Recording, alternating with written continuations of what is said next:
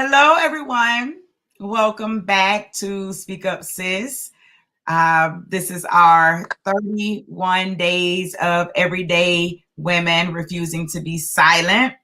If you all will, please, things happen, but guess what? We are here. We are a few minutes behind schedule, but we in the building. We've got to learn to just be still and allow God to do what He's going to do. Today, I've got an amazing woman here to share a moment in her life where she refused to be silent. And I've known her for, I have known her, I know for over 20 years, at least 22 years. And so I'm really excited to share her with you all today. Our sponsor for today is Speak Up Sis Podcast. Please make sure that you all check out Speak Up Sis Podcast. Tonight, we've got our Monday night episode. We've got 3 powerful young Black entrepreneurs who are going to be sharing the truth and some myths and dispelling the myths about entrepreneurship. Charnel Griffin, she has built $1 million enterprise, and she teaches other people how to do it as well. Reggie Lowe is also an amazing entrepreneur. He has his own credit agency, consulting agency in Atlanta. He's amazing. And then we've got Tyrant, who is a realtor and studio owner and owner of the Grizzly Gang brand. And they are all going to be on Speak Up Sis Podcast tonight. Make sure you're following Speak Up Sis Podcast to catch all the nuggets that will be dropped tonight. You don't want to miss it. Now, let's go ahead and get into the business. How you doing? Hi there. 22. Yes. Yes. 22 years. Great number. Great number. Thank you so much for having me today. Many people don't know me, but they're going to find out all about me now. Right now. So this is Nicole Davis, everyone. She and I joined the same sorority. She was actually one of my big sisters, a little big sister at the time. But yes, 22 years ago at Georgia Southern University. And so I am just honored to have you in the space for the first time, but to be reconnected after so many years. So thank you. And I'm going to move out of the way so that people can hear you talk. That's why they're here right now. Absolutely. Thank you so much. I appreciate it. You're welcome. Here you go. I am Nicole Davis, licensed professional counselor for the state of Georgia. Now, what does that mean? It doesn't matter. I'm a therapist, but where I will not be silent started years ago when I was diagnosed with multiple sclerosis. At that time, when I was diagnosed, I had just gotten married. And does anybody know about multiple sclerosis? I didn't at the time. So in my mind, I immediately went to the worst possible thing that could be happening. In my mind, I felt like I just married this guy and now he's going to have to push me in a wheelchair. That was my thought process, going over and beyond what was necessary. However, what I thought was just a tingling in my ear turned out to be multiple sclerosis. My doctor in Atlanta, one of the neurologists, the best neurologist in Atlanta, he called me on the phone at work and gave me affirmed that my diagnosis was MS. Well, for somebody who has no idea really what it is or is not used to being told those type of things on the phone, I was devastated. And at that point, I felt like There needs to be somebody that people can talk to when these things happen. If you're diagnosed with something and don't call me over the phone, one, and even after you tell me, there needs to be somebody I can talk to about how I feel. Hence, Nicole Davis, professional counselor of the state of Georgia. That's how that happened. Back up. When I was diagnosed, I wasn't affected as much as many other people are. Multiple sclerosis is a disease where it's an autoimmune disease where your brain basically attacks it, your body attacks your brain. So there's a 2-second biology. There there is a myelin sheath that covers your brain, and mine just has holes in it from attacking itself. So when your nerves are firing across each other to make things happen, movement of arms, breathing, whatever. Um, Mine misses sometimes, and that's when I have just I have minor difficulties. Some people can't walk, have difficulty breathing, incontinence, everything else. But that's the progression of the disease. I didn't know any of that, and like I said, I was devastated when I first went to all these doctors. The first time I went, I came out with a box full of what medications to take. Choose one, basically, is what they said. But when you read the side effects of many medications, they're worse than what it is that you're trying to fight. So I didn't think it was necessary to take all their drugs. And every time you have an injection, you feel like you have the flu. Okay, so that's the common side effect. But if I take this medicine every day, are you saying I'm going to have the flu every day? I'm good. I decided that that's not what was going to happen for me. Because at the time, I think I would get tingling in my hands or something like that. And compared to the flu, I'll just deal with the tingling or, some weird feelings. I'll deal with that. No problem. And so, me speaking up for myself, I said, no, I don't want that medication. Any of those. It was only about 3 at the time. Now it's a lot more medications available, that kind of thing. But it wasn't necessary for me to to get an injection every day, or you know, long term having nurses come. That was going to be uncomfortable for me and my family to have people come, or for me to be injecting myself every day with basically poisonous medication. They mentioned that I should have a baby before I started any medications because of the way it affects your body or might affect a child. And that's what we did. We had my son, Nicholas, and who set this all up for me. Thank you. But even after all of that, I still didn't want to take their medication, and and let them know that no, I don't want to do that. And every time I went to a neurologist, they're like, well, what about medication and that kind of thing.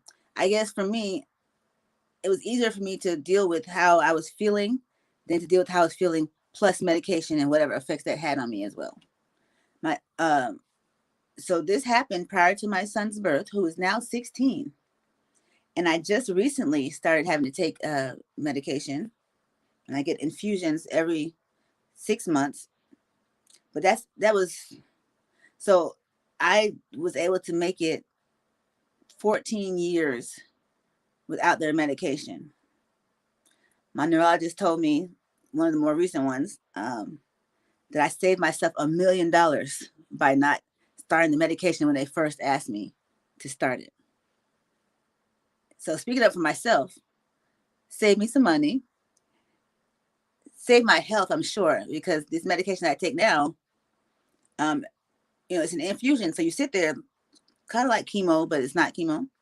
for however long, and they drip it in there, and you have to get a lot of blood screenings just to make sure that it's not poisoning your body. Which what it does is lower your immune system so it doesn't attack itself, right? But at this time with our friend COVID, so they're lowering my immune system, and I'm supposed to be fighting something else. So, um, I guess it's a toss up. But you have to be careful when people are trying to tell you that you need to ingest something or take something that you find out, you research, and you find out for yourself how important. What is the ROI, right? What's my return on this investment of taking all this medication for 16 years, and and is it gonna make how well am I gonna feel compared to if I don't take what is it they're asking me to take? And I've avoided 16 years of really dangerous medication, and it wasn't until more recently where I started to feel the effects of MS more seriously, and then I was willing to let me go ahead and take this medication to but prior to that, you would never known. If I had a situation, it wasn't forever. It was a short space of an episode in time. So just always make sure that you look at what is my return on this investment of putting these things in my body, or doing this activity that might not even be beneficial for you. It might not give you what it is that what you think you're looking for. But I'm just thankful. I'm thankful to God, my family, my husband, who has been so helpful in the weirdest times. Because you can't really see what's going on with MS, he sees, right? So if I'm going through something, you might not notice it, but I am getting help on the back end, behind the scenes. But I think it is amazing that Angel has this platform so that you can see that, like, you might even see yourself or somebody that but speaking out as an advocate for yourself, and if something goes wrong, that's okay. I spoke out for myself, right? But always know in any situation that only you can be you're your best spokesperson. So advocate for you, because all those years of no medication, who knows what could have happened? Every medication has a side effect. So I would have gotten all those side effects for 16 years, and I've made it this far, and just pretty much I'm fine. I'm good, and I'm just thankful that I have the support to be able to speak up for myself, and like with the whole COVID and people getting on ventilators, and then you have nobody there for you. I'm just thankful that prior to all this, that I did have people in my corner to help, and to support me, to advocate for me, and be okay. But any questions, you'll be able to find me. No, just kidding. But but but that's me. Yeah, they can most definitely find you. I am all right with you giving whatever information you want to give them. Yeah, But you said that's okay. They good. They can type it. No. They can find me. They can find me on Facebook. What is the other one? Snapchat? No, just kidding. Just kidding. The Snapchat. I was just kidding. Facebook, IG. Look up the Epitome LLC. Uh-huh. Or betheepitome.com. Okay. Okay. Nicole, I will make sure that I put it in the post. Can you hear me? So my sweet mother, I guess she might see this, so she decided to call me. It's actually live, mommy. It's live. It just threw me all off. I'm like, you're fine. You're fine. I'm gonna make sure that I put your website in the post, because I'm gonna be watching to see you step out there and make it happen, I and know. so that you can stop watching other people You said it. your dreams and live Yes, your dreams when you can you're be right. doing it. So I'm going to be watching you All right. Uh, okay. and I need you to, and reaching out. encouraging and Yeah. pushing on. So Oh listen, yes. thank you. This was an amazing talk. Just like with Susan's talk, it is so important that we get to a place where we will begin to advocate for ourselves when it Right. comes to our health, and not just our health, but even that of our children. As I was listening to you, as I don't live with a health concern of that nature, I have my own, but nothing compared to that, right? My son, my youngest son, actually, I don't know, we moved to Kentucky, that we didn't have any friends or anything. I had a cousin who lived there, and all of a sudden he began having seizures. I didn't know what was happening because they Wow. Grand Mall. Oh. Used to Grand Mall, right? Somebody falls out and then you're Right. like, oh, I'm having a seizure. But I have No. never seen a partial complex So it's like, where they're just in a daze and yeah. he's not responding and Yeah. I'm like, what's going on? And then he loses consciousness and you're just like, what? You know? Yeah. And I remember the same thing. They were like, medication. We don't know why it's happening, but it's happening. So let's medicate. And I'm like, so then what? How do you fix it if you don't know what it's going right. on? You don't even know. So I said, no. And he started having one maybe once a year that we love. And I'm like, once a year, no medication. No, we don't know. Yeah, for real. Exactly. But then it got to be, they started to be a month apart. So it went from a year to a month.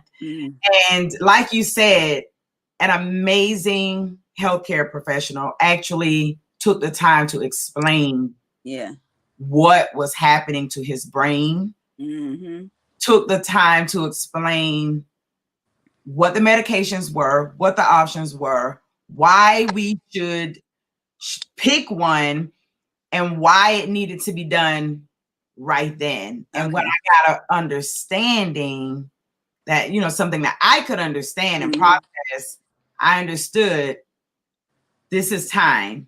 Yeah. This is time. It wasn't the time back then. Right. Exactly. Exactly. But this is the time. And I bless God, put him on the meds for, they said 2 years because he's still young. He's still early. Oh, okay. The good thing is that they don't know, we don't know what's causing it. So it's sort of asymptomatic type thing, which is good because he doesn't have an underlying issue. Good. Sometimes it happens. You give him the medicine, 2 years is gone. And that's exactly what happened to him. 2 years on the meds, no seizures.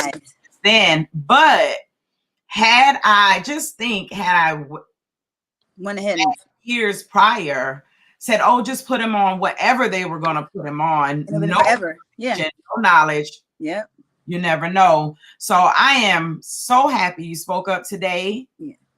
MS is not a new autoimmune, but many people don't know anything about it. Yeah, I surely did not. I really was like, this guy just married me and he's gonna push me in a wheelchair.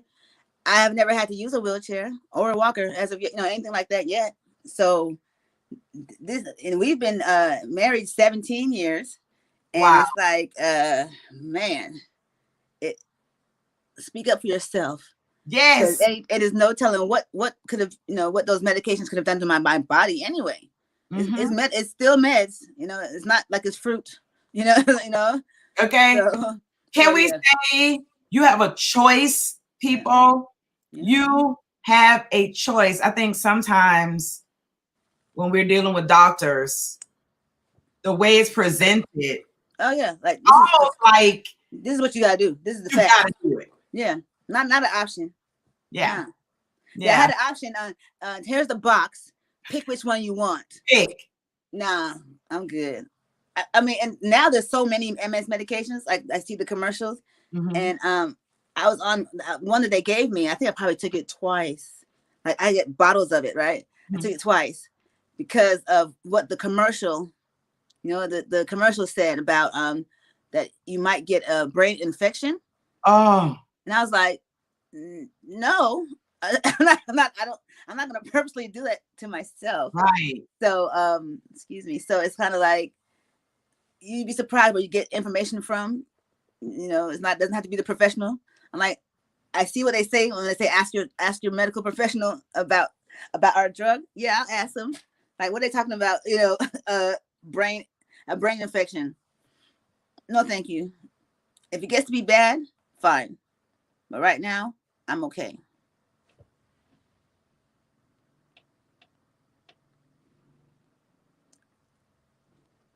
I think I lost you, Angel. Girl, technology. I love it. Yeah, it's okay, but we made it. We made it. We made it. We made it. So listen, thank you. That's all I have to say is thank you. Thank you for sharing. Thank you for refusing to be silent. And I am so looking forward to what you have on the inside of you to give for the next 16, 17, 20, 25, however many years that you are going to give us what God has given you. Tell you. I'm holding on to it. Hold on, but I got a live starting at 1:00. Yay! So, yeah. We will catch you later. Thank you so much. And everyone else, thank you all for joining us today for Everyday Woman series, Refuse to Be Silent. Don't forget, we've got another woman every single day at noon for the remainder of the month right here on the Speak Up Sis page. So make sure you're following us and join us. Nicole, you take care. And I will. Darling. Absolutely. Talk to you soon. Bye.